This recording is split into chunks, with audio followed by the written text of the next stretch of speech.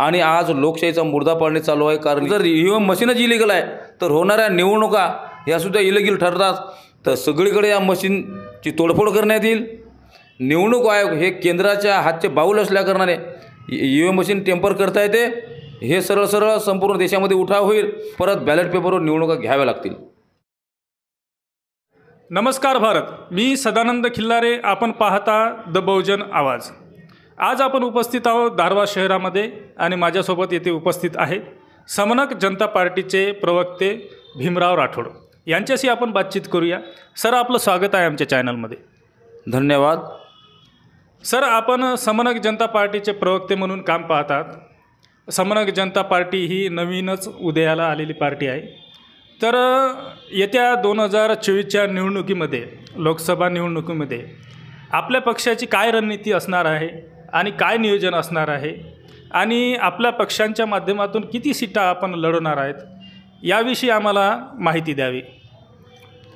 तर समनक जनता पार्टी ही नव्यानेच अर्थात 9 एप्रिल 2023 रोजी लॉन्च झालेली अशी एकमेव पार्टी आहे की ही पार्टी आणि या पार्टीच्या निर्मितीचा जो उद्देश आहे तो एकमात्र उद्देश असा आहे की आपल्या या प्रादेशिक जे काही पार्ट्या आहेत आणि ज्या प्रादेशिक किंवा राष्ट्रीय स्तरावरच्या ज्या काही पार्ट्या आहेत ते यांनी दिलेले आश्वासन पाळले नाहीत। त्यांनी खोटा जाहीरनामा प्रसिद्ध केला आणि जे उमेदवार त्यांची सभागृहामध्ये जातात लोकसभेमध्ये किंवा राज्य विधानसभेमध्ये, तर ते पार्टीचे जे अध्यक्ष सांगतील किंवा पार्टी सांगेल तर त्याच आदेशानुसार ते काम करतात। मात्र जनतेच्या ज्या समस्या आहेत, शोषित, पीडित, उपेक्षित, वंचित या घटकांच्या समस्या जरी कितीही असल्या तर त्या समस्या मात्र हे सभागृहात मांडत नाहीत। त्याकरिता समनक जनता पार्टी सजपा ही तयार करण्यात आलेली आहे। ह्या पार्टीची निर्मिती कधी झाली आणि याचे राष्ट्रीय अध्यक्ष कोण आहेत? या पार्टीची निर्मिती ही दिनांक 9 एप्रिल 2023 रोजी नांदेड जिल्ह्यातील माहूरगड येथे झाली आणि या पक्षाचे राष्ट्रीय अध्यक्ष प्राध्यापक संपतभाऊ चव्हाण आणि प्रदेशाध्यक्ष डॉक्टर कालापाड साहेब आहेत। येणाऱ्या 2024च्या ज्या निवडणुका आहेत त्या निवडणुकामध्ये आपली रणनीती कशी असणार आहे आणि किती सीटा लढवणार आहेत? येणाऱ्या आगामी लोकसभा निवडणुकीमध्ये समनक जनता पार्टी या राज्यातील 48 लोकसभा मतदारसंघामध्ये उमेदवाराची चाचपणी करीत आहे। त्यापैकी सद्यस्थितीमध्ये यवतमाळ वाशिम लोकसभेची अधिकृत उमेदवारी प्राध्यापक अनिल राठोड यांना जाहीर झालेली आहे आणि परवा रोजी वाशिम येथे राज्य कारकिर्दीची बैठक पार पडली आणि या बैठकीमध्ये या राज्यातील विविध जिल्ह्याचे जिल्हा प्रमुख उपस्थित होते आणि जे पक्षश्रेष्ठीचे आदेश देतील आणि ज्या उमेदवाराची चाचपणी पूर्ण झाल्यानंतर पात्र उमेदवाराला निश्चितच या राज्यातील लोकसभेच्या जागांवर त्यांना उमेदवारी देण्याबाबत लवकरच निर्णय घेण्यात येईल। या राज्यामध्ये आणि या देशामध्ये बरेचसे पक्ष आणि बरेचशा पार्ट्या आहेत। यामध्ये आपली एक नवीन उदयास आलेली समनक जनता पार्टी, तर ही वेगळी कशी पार्टी आणि याची भूमिका वेगळी कशी राहणार आहे? प्रत्येकजण आपापल्या पार्टीचा जाहीरनामा घोषित करतो आणि त्यानुसार आश्वासनं दिले जातात, परंतु प्रत्येकच आश्वासन पाळल्या जात नाही।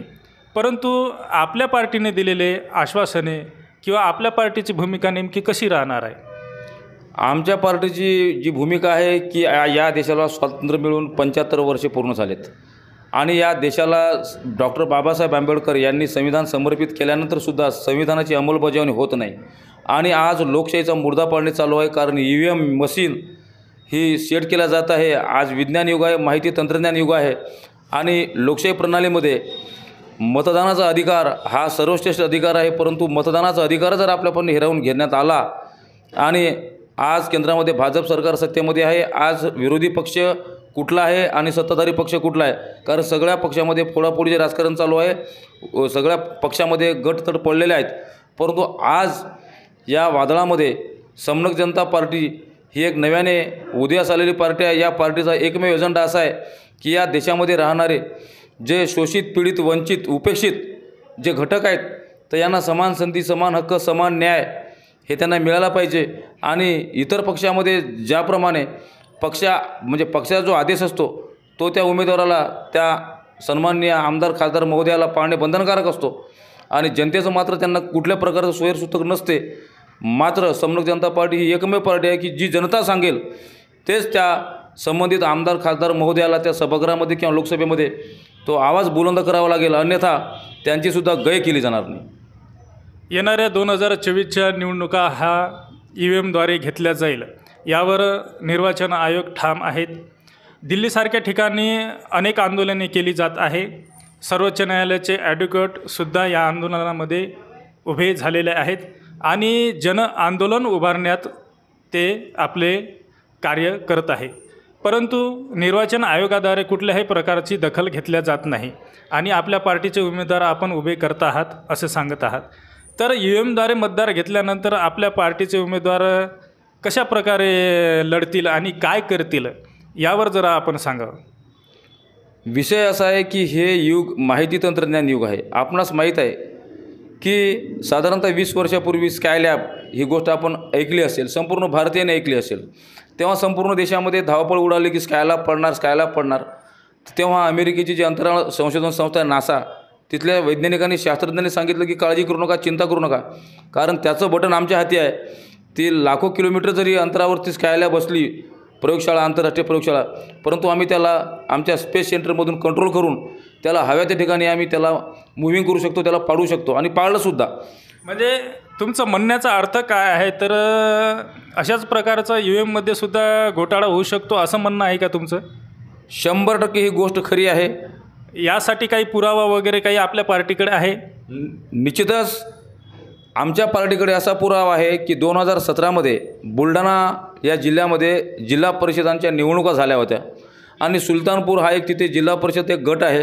त्या गटामध्ये एक सौ सुनीताताई झोरे या अपेक्ष उमेदवार होत्या आणि त्यांनी ही बाब तिथल्या कलेक्टरच्या त्या जिल्हा निवडणूक अधिकाऱ्याच्या निदर्शनास आणून दिली की मतदारांनी कुठले जरी बटन दाबले की वोटिंग हे कमळला जाते आणि त्यांनी तक्रार केली. पण मात्र तक्रार केल्यानंतरसुद्धा शहानिशा झाली नाही आणि संपूर्ण बुलढाणा जिल्ह्यामध्ये जेव्हा उठाव झाला तेव्हा प्रत्यक्ष जिल्हाधिकाऱ्यांनी त्याची पाहणी केली, स्थळ निरीक्षण केले असता त्यांच्या ही बाब लक्षात आली की इतर उमेदवाराला वोटिंग केल्यानंतरसुद्धा ते बटन कमळला जाते, कारण तिथला जो एक लाईट होता लाल रंगाचा तर ती बत्ती तिथे लागायची.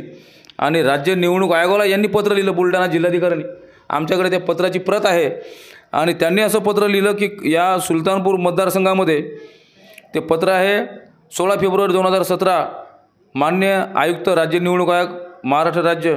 आणि हे पत्र लिहिले जिल्हाधिकारी बुलढाणा यांनी. त्यांनी सांगितले की बुलढाणा जिल्ह्यातील सुलतानपूर गट क्रमांक आहे 57/6 तालुका लोणार जिल्हा बुलढाणा. तर इथे ज्या अपक्ष उमेदवार होत्या आशाताई अरुण झोरे यांनी ही तक्रार केली होती आणि या तक्रारीमध्ये त्यांचं असं म्हणणं होतं की मतदार जेव्हा निवडणूक चिन्ह दाबतात त्या EVM मशीनवर तर ते मतदान फक्त कमळला जाते. तर याची शहानिशा करण्यासाठी त्यांनी तक्रार केली होती आणि शहानिशा होऊन राज्य निवडणूक आयोगाकडे हा अहवाल जिल्हाधिकाऱ्यांनी सादर केला.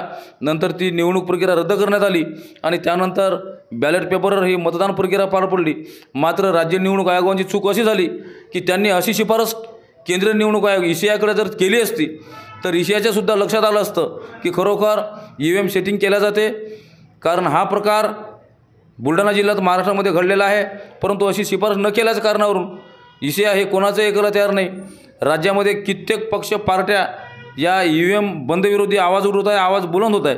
ऑनरेबल सुप्रीम कोर्टचे वकील महोदयसुद्धा ॲडव्होकेट मिश्रा म्हणून आहेत, तर ते सुद्धा त्यांनी याचिका दाखल केली आहे. नंतर आंबेडकराईट पार्टी ऑफ इंडियाचे डॉक्टर मानकर साहेब त्यांनीसुद्धा याबद्दल कित्येकदा आवाज उठवलेला आहे. त्यांनी सांगितलेलं आहे की सायबर लॉमध्ये ही जी EVM मशीन आहे ही बसत नाही, ही इलिगल आहे. मग जर EVM मशीनच इलिगल आहे तर होणाऱ्या निवडणुका ह्यासुद्धा इलिगल ठरतात. तर EVM विरोधी या मोहिमेमध्ये समनक जनता पार्टीचा सुद्धा सहभाग आहे आणि सहभाग राहणार आहे. EVMबद्दल बरेचशा ठिकाणी आंदोलने होत आहे. जसे की यांनी सांगितलं दिल्लीसारख्या ठिकाणीसुद्धा सुप्रीम कोर्टाचे ॲडव्होकेट यांनीसुद्धा फार मोठे आंदोलन केले आणि आंदोलन चालू आहेत. या EVMमध्ये सेटिंग होते आपल्याला असं 100% वाटतं? अगदी 100% वाटतं, कारण माहिती तंत्रज्ञान युग आहे. कारण चंद्रावर जेव्हा आपण यान सोडतो तर त्या यानमध्ये काही बिघाड झाला की त्याचं नियंत्रण हे खाली कंट्रोल पॅनलमधून केल्या जाते.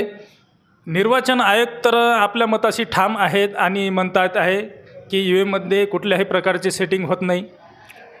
केंद्रीय निवडणूक आयोग असो किंवा राज्य निवडणूक आयोग असो तर हे केंद्र सरकारच्या हातचे बाऊल आहेत. त्यामुळे केंद्र सरकार सांगेल तर ते निवडणुका जाहीर करतात, केंद्र सरकारनं सांगितलं तर ते निवडणुका पुढे ढकलतात. अजूनही या राज्यातील स्थानिक स्वराज्य संस्थांच्या निवडणुका झालेल्या नाहीत.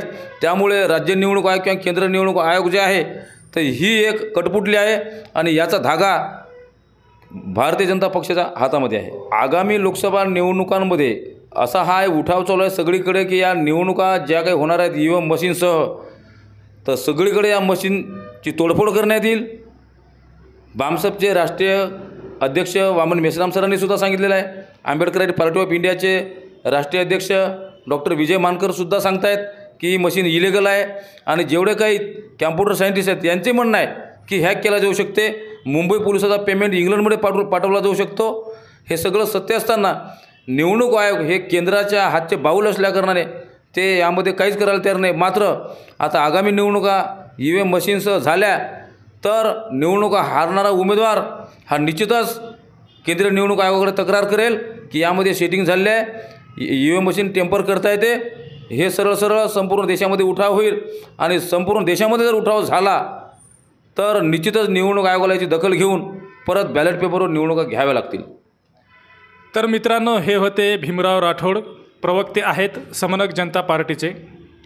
आपल्याला हा व्हिडिओ कसा वाटला आपली प्रतिक्रिया जरूर द्या, कमेंट बॉक्समध्ये लिहा. सर, आपण आमच्याशी बातचीत केली त्याबद्दल आपले मनापासून आभार मानतो. धन्यवाद. धन्यवाद.